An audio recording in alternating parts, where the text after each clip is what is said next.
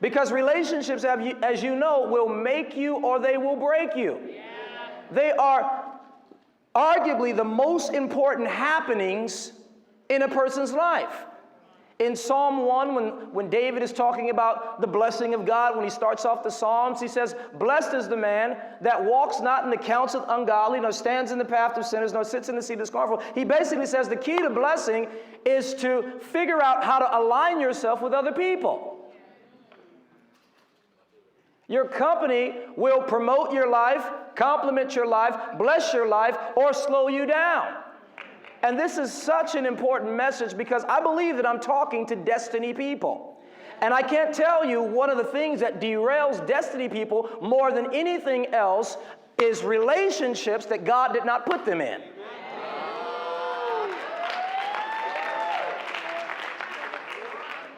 Because we have this powerful thing called free will. Free will is powerful. And so that means that you can choose anything and everything, even who you decide to be in relationship with. God doesn't strong arm you in that because he has no desire to do so. He wants to, watch this, put his desire in your heart for what he wants to give you and ultimately lead you to it. And so I'm passionate about the subject of relationships because I know that relationships can distract you if it's the wrong one. There are few things in life that can take your heart and take your mind and take your life. If you look at some people who are, you look at some people and they're not doing well in life. They started off well, but then all of a sudden they made a sharp turn. Usually you can point that to a relationship. Something or someone was introduced to them at some moment and it just turned their life in the wrong direction. So it's a big deal to me. It's a big deal to me. And for a long time, I wasn't able to talk about it because I didn't know. And as a result of that, well, I'm not going to talk about the past. I'm talking about now. Now I do know. And now I want to share it with you tonight. So let me start by first of all saying that I'm really excited to encourage you tonight about the power and the blessing of a soulmate relationship. I mean, as it relates to relationships, humanly speaking, nothing can compare to it. I mean, it is absolutely incredible and it's divine. But I think what I'm more excited about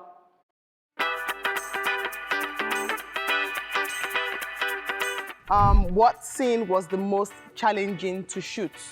But I think what I'm more excited about than you getting a soulmate is the you that you have to become in the process.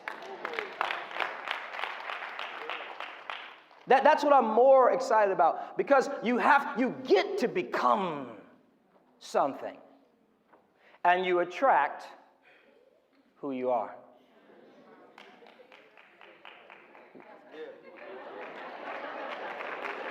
So really, what you want to do is get your soul to evolve a little more before he brings you a soulmate. You need to catch that. Just catch it. Don't bring me a soulmate now because I'm jacked up. And I'm going to attract jacked up, and so we're going to be two jacked up people. Soulmates. Can I take my time? If I'm going to have a soulmate, I want my soul to be prospered. Hello, somebody. I'm going to hold off on the soulmate, God, because I don't want an equal yet.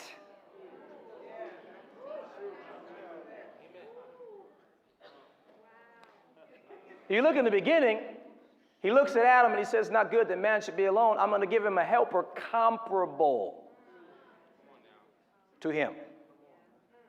Hey. Now, thank God he was whole. And him being whole, he got a whole soulmate, and they had an incredible life for a second.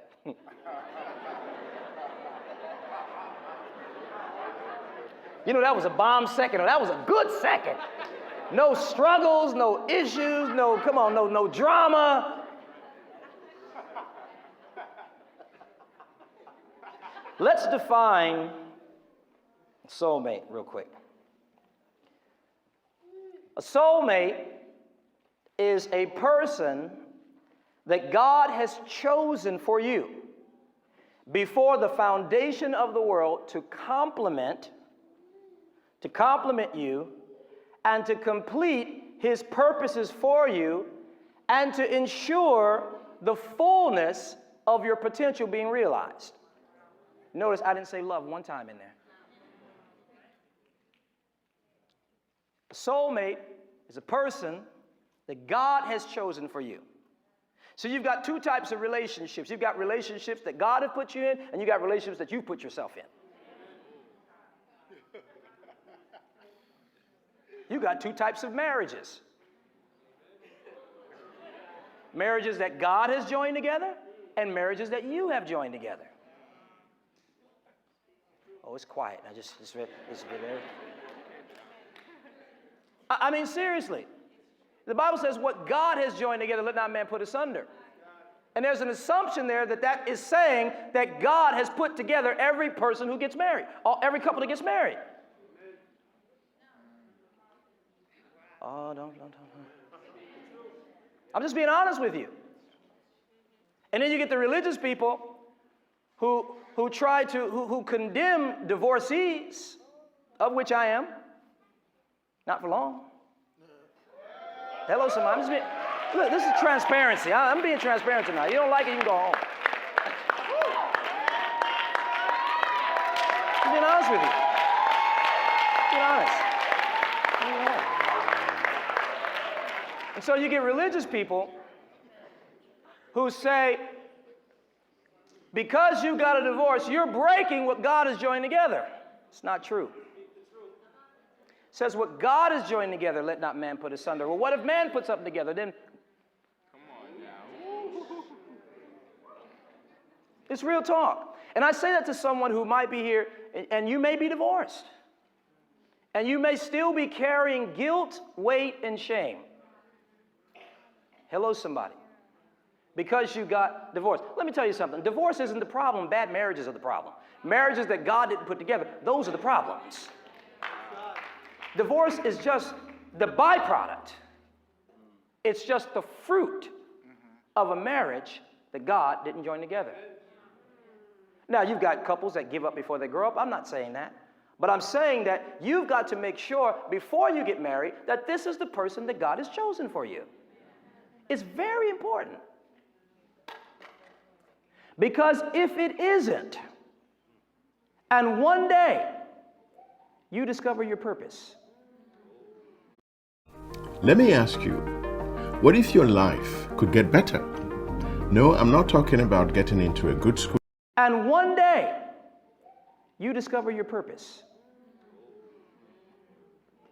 Because who God is joining together for you, it's all about purpose. It's not about your happiness. It's not because you just love. You don't get married because you love. Love is in it, but that's not why you get married. You get married because you know that this is the person that God has chosen for you. And if this is the person that God has chosen for you, you will have love. But love doesn't lead you, a revelation leads you.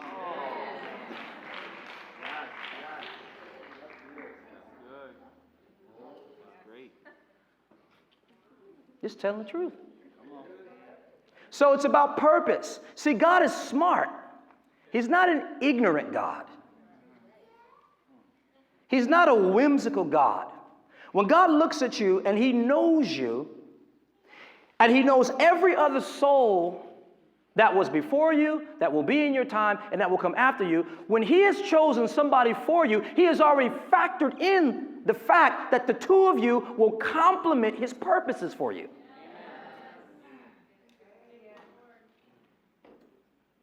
He's very smart. And so there are 5 things. And this is not a gimmick. 7 steps to the anointing. 25 steps to being rich. No, it's not a gimmick. There may be 25 things.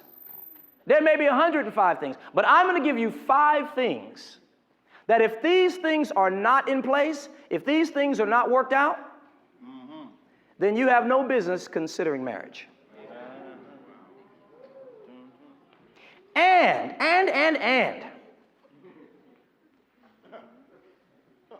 Whatever you do, everything has to have purpose. I don't know about dating. I don't know about dating. Because dating is, well, let me see.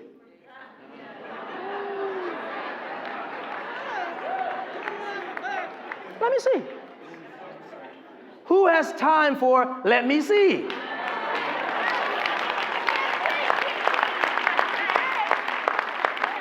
Let's just keep it all the way real. Well, let me, it could be, let me see. See, here's the real deal. Here's reality. When you know, you know. And if you don't know, it's not it. So you pace it. Otherwise, you get into something, you don't have any conviction that it's it, your heart is invested, time is invested, finances are invested, and you know it ain't going nowhere. Why do you do that?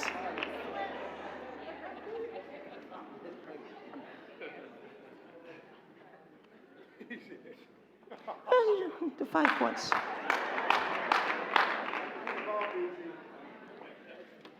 I wish someone would have taught me this. 5 things that you have to have. These are keys to recognizing your soulmate. The first thing is chemistry. First thing is chemistry. What is chemistry? You connect with somebody and something's going on. Doesn't mean that that's your boo. That's why it's the first thing.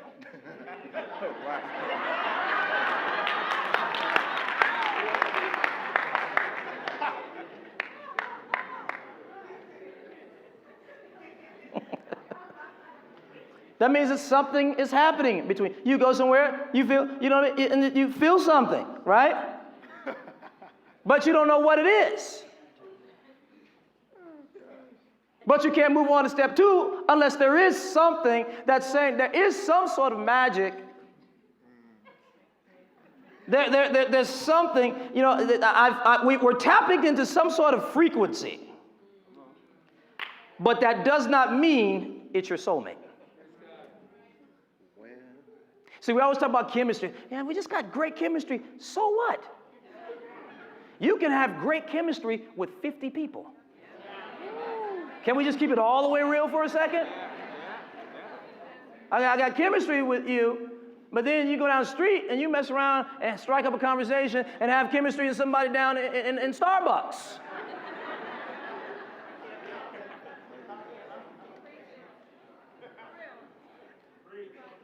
We have chemistry. So what? But you can't move on to the next thing without you. So I have chemistry, and this is good to know, because sometimes there's some people in here are watching via live stream, and you have a boyfriend, you have a girlfriend, you have a spouse, but you have chemistry with others, and you're confused. Can I get in 2 or 3 people's business? And you're confused.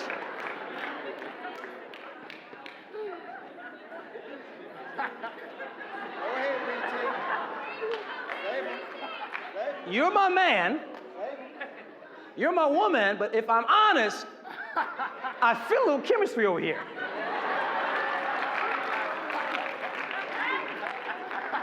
That means absolutely nothing. It could just mean y'all are similar. You like similar things. You both like football, or you both like to shop at the same stores. And so there's certain things within you, in your personality or in your spiritual makeup, and sometimes in your bondage.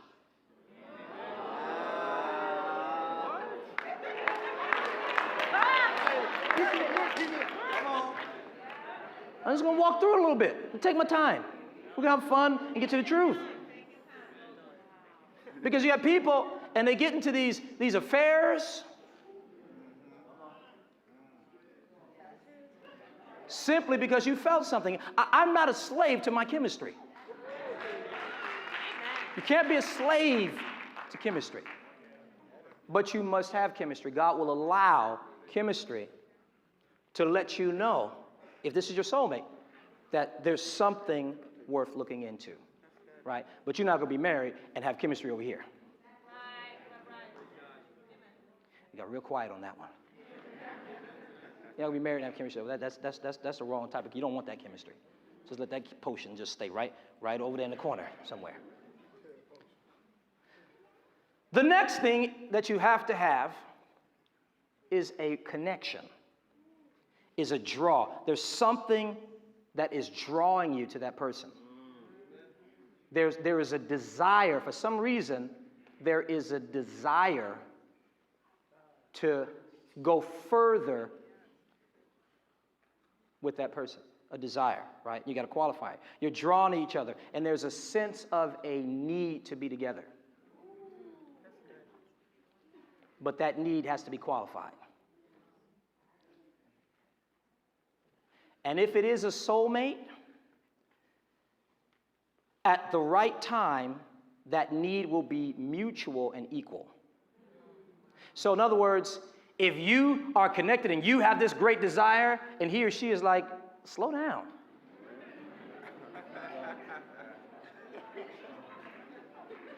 Just hover for a little while. Just don't go in for the land. Just hover. Now we're together.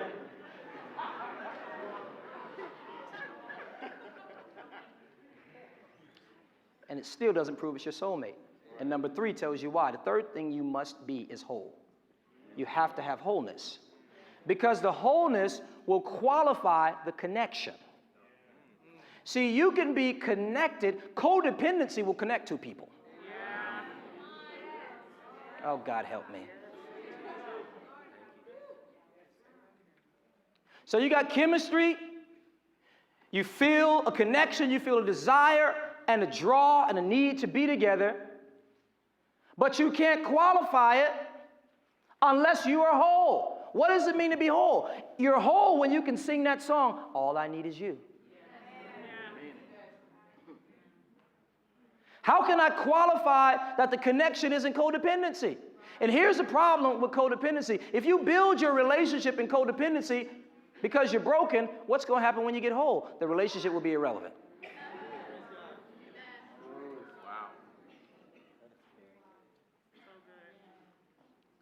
Seriously. Because the relationship itself, the connection itself, was because you were broken and so was she. You were broken and so was he. You had daddy issues and so did she. You had mama issues, you didn't get enough, and so now the connection itself, and it feels like love. It feels like love. Why? Because I just must be around you. Yeah, because there is a void that's being filled. A soulmate does not fill a void.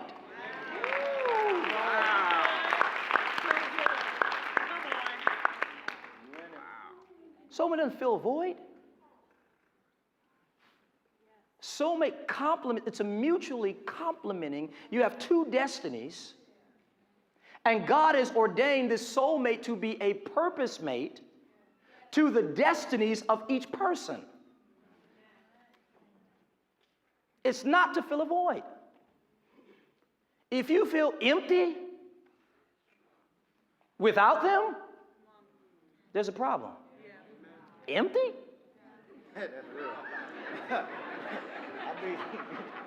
Maybe lonely. Maybe you want to kick it or something like that, but empty? You fill me up?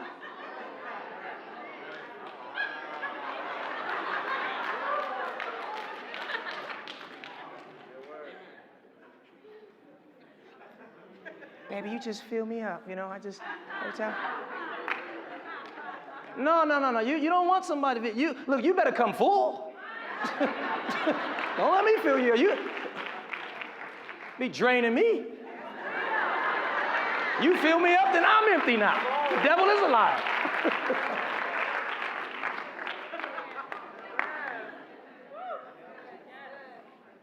That is good. Gotta be whole. You're not even ready. Not you, but a person isn't even ready. You will sabotage your soulmate if you're not whole. I don't want you. Lord, you got to be mature enough to say, God, don't even bring her. Don't even bring him until I'm whole, because I'm going to slaughter the poor person. I'm going to slay the person with my brokenness. That's good.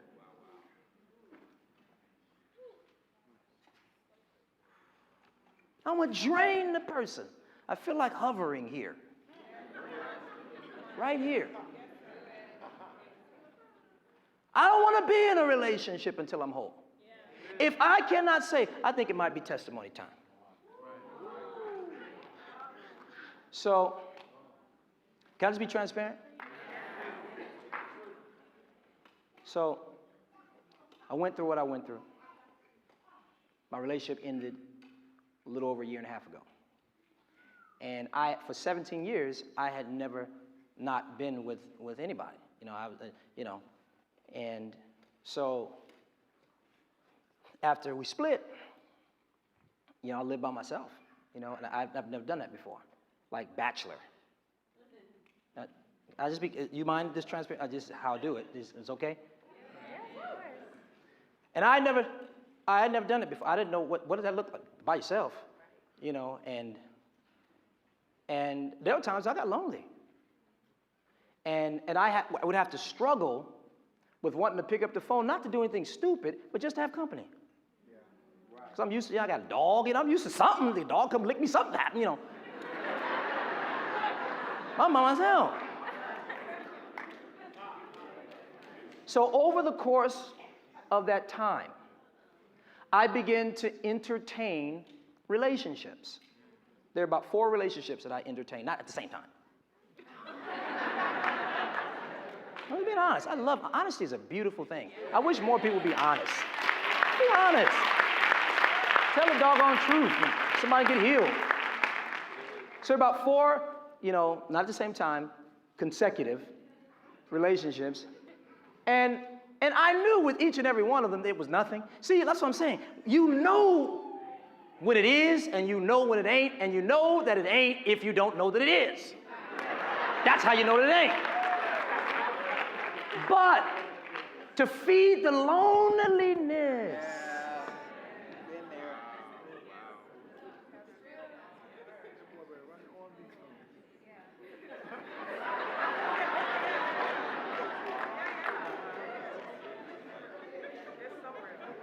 Which is the most selfish thing to do ever.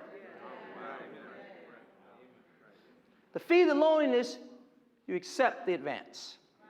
You know you ain't doing nothing, but it's better than being by yourself. So, that was 4 consecutive, quick, in and out, because you can't hang around too long. Now, come on, now this.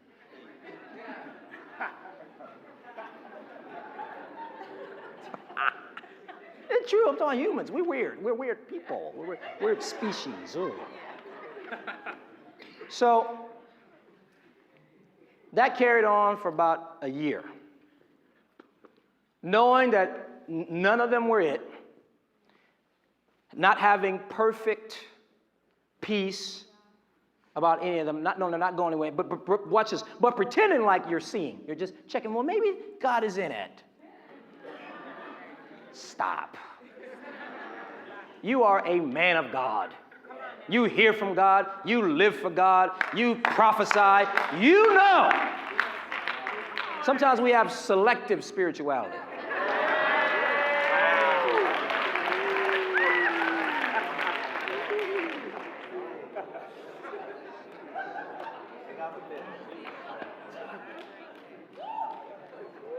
I'll keep talking if you let me keep it real. So I finally got tired of playing games with myself. Because sometimes you can be so desperate, so lonely, you can be so desperate that you try to psych your own self out. Well, maybe this is the Lord, you know what I mean? So then you almost build your own hopes up a little bit.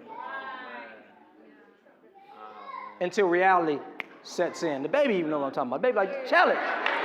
Finally, a preacher that tells the truth. So this goes on for, off and on for about a year's time. And I got tired. And I was like, God, this is, first of all, it's not fair to other people. good. It's a drain on me. And I know that this is all happening because there's some areas within myself that are still broken. And I came to this realization. I said, you know what, God?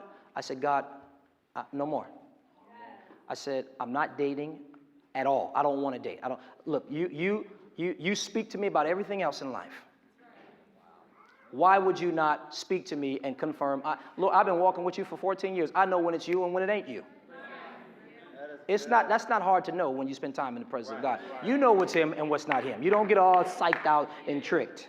That's the beauty about having a relationship with God. You know his voice. And so I said, God, I don't have to date. I said, if you have something for me, then you're going to have to do it. You're going to have to bring it. What I'm going to do is I'm going to just work on getting whole, and I'm going to be an awesome dad, and I'm going to do ministry, and I'm going to work, and I'm going to do that, and it's going to be me and you. We are going to be in love. Me and you, God. And that's it. And I meant it. And I just cut it, and that was it. And I was content. Anybody heard of Tori Kelly? She's got a song called Dear No One. Why y'all trying to pretend like y'all don't know who? She's got this song, download it. If this message so far is resonating with you, we got more to go. But if it's resonating with you, then I want you to download this song by Tori Kelly called Dear No One. She's basically talking about how she was enjoying being by herself. Yeah, she was enjoying, hold on a second. She was enjoying being by herself, and she basically is singing this song to no one who was out there. No one that was the someone who was out there. And she said, when the time is right, you'll be right there. And I'll be ready. So she became content within herself. Her relationship with God, just her and God, she's good. Dear One. It's a beautiful song. And that became my song. I didn't even know. Me and my son share an iCloud account. And so the song just happened to be on my iPhone one day. He downloaded it. I don't know why he downloaded a song like that. 11 years old. Chip off the old block, apparently. But anyway, so the song just came on one day. It's an awesome song, and it needs to be your mantra that will set you up for your soulmate. So that was me. I'm like, I'm good by myself. I begin to enjoy my little place, you know what I mean? Begin to, hang out in it, watch me some movies, I date myself. Go out and catch a show. And I really begin to enjoy that, and I enjoy that time with God, and I was just so focused on purpose, and purpose alone, and my soulmate walks into my life. See, here's what you need to understand about a soulmate. You don't seek them out.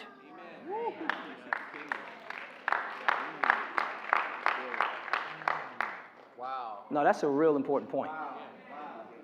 You don't seek them out. God presents them to you. Yeah, come on.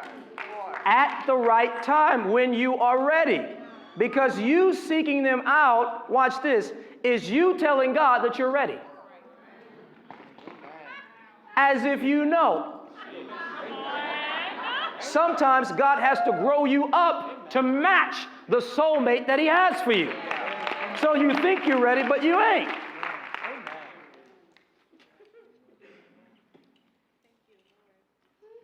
You let God do it. You might say, I'm going to find him tonight.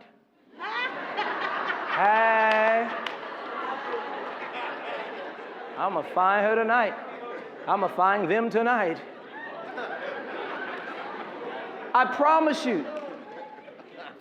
You don't seek them out. Praise God. Biblically. So, God gives Adam a purpose.